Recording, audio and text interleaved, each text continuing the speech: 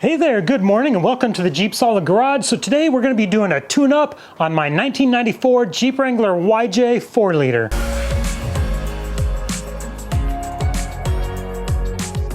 Now this Jeep has actually been my daily driver for a number of years. And plugs and wires, distributor cap, rotor, all that are kind of getting a little old and tired. Time to replace them. So I eventually plan on doing an engine swap on this, taking this out. You guys might have seen my videos where I started doing a stroker build, a stroker rebuild on a 4-liter. That's on pause right now until I can get the rest of the parts from Engine Tech. And this video is sponsored by Engine Tech, and I plan on using their parts on that stroker build here. It's going to be a great project. But in the meantime, I've got this great little kit here that has everything we need in it for this tune-up. Obviously the spark plugs. Here we've got the distributor cap, a new rotor to go with it.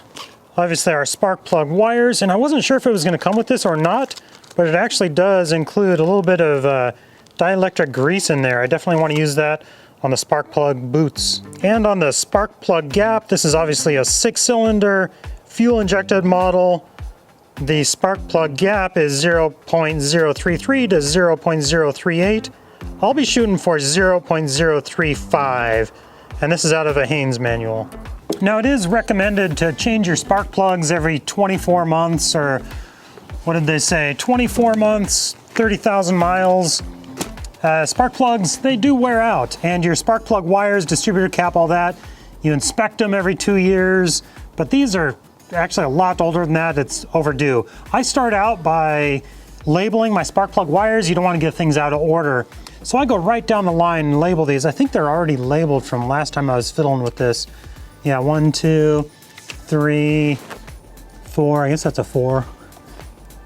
And 5, and this should have a 6 on it. Yeah, so my wires are already labeled. I'll go ahead and swap those out, get the new distributor in there, and then we'll move on to the spark plugs. And a lot of spark plugs come pre-gapped, but you can't trust the gap that it comes with. You definitely need to double check it. Some people use a little bit of anti-seize on the threads here. That's okay in some cases, but some spark plugs come with a coating already and do not require any anti-seize. So depending on the spark plug you have, I'll determine if you need anti-seize or not.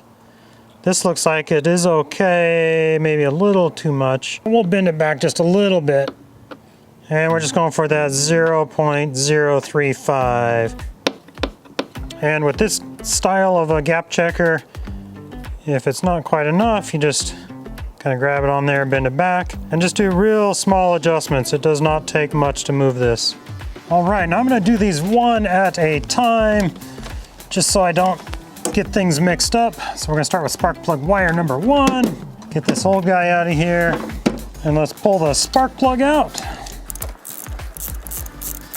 It's a good idea, which I did previously. You want to blow out every one of these little indentations where the spark plug goes. You don't want any debris falling down in there. So it's a good idea to take a little compressed air, blow it down in there before you take the spark plugs out. And I'm taking just a little bit of anti-seize, getting a little bit of anti-seize on these threads here. Obviously keeping it off the terminal on the end. Then we will drop our new spark plug down in here. Being very careful not to get it cross-threaded. That's a big problem. Make sure it threads in nicely. And when we torque this down, we will torque it to 27 foot-pounds.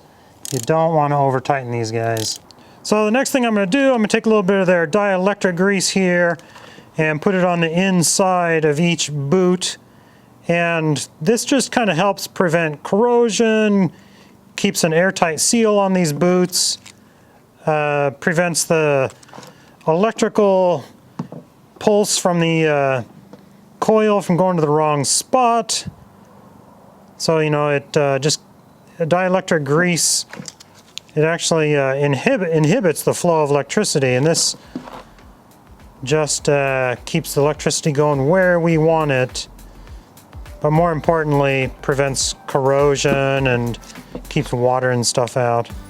Now I'm going to take the matching spark plug wire, same length, has the same bend in it, and I went ahead and labeled it with a 1 because that'll help me down in the future.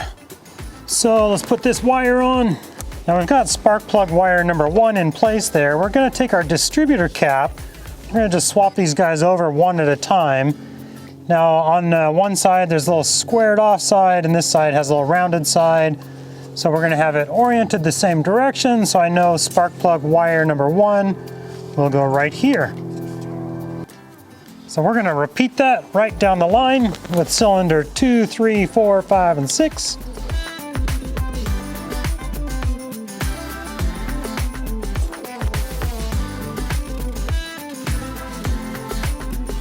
All right, we've got all of them done, all the new wires swapped over to our new distributor cap. So let's go ahead and pull off our old one now. Let's pull off the old rotor, and you can see how the distributor is keyed right there. It'll only let the rotor go on in one position. So we'll slide our new one on. And we can place our cap on it, and then we'll hook up the coil wire. And we've got our final wire here. This goes from the center of the distributor cap down to the coil, which provides the electrical impulse to all your spark plugs. Now I'm just kind of moving a few of these, kind of routing them where I want them a little better so that they all have a nice smooth line. What you don't want with your spark plug wires, you don't want them running like straight along each other like that. If anything, you want them crossing at a 90-degree angle, but just try to route things where they're kind of staying away from each other as best you can. Not that they are shorting on each other, but they could. All right, we got all the parts in. Let's start it up and give it a try.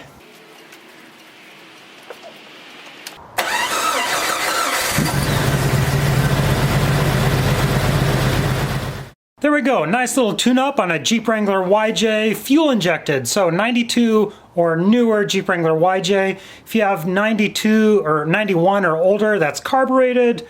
You can rebuild a carburetor. There's more to do in that regards. You can't adjust the timing on these necessarily. Sometimes when people are thinking tune-up, they're thinking of adjusting timing. The timing is set on that timing chain. That's a whole nother topic. I do have a video on replacing like fuel injectors, all that kind of stuff. Be sure to check those videos out. This kit I used, I'll link in the description below, along with Engine Tech's website. Thank you guys for watching, and have a good day.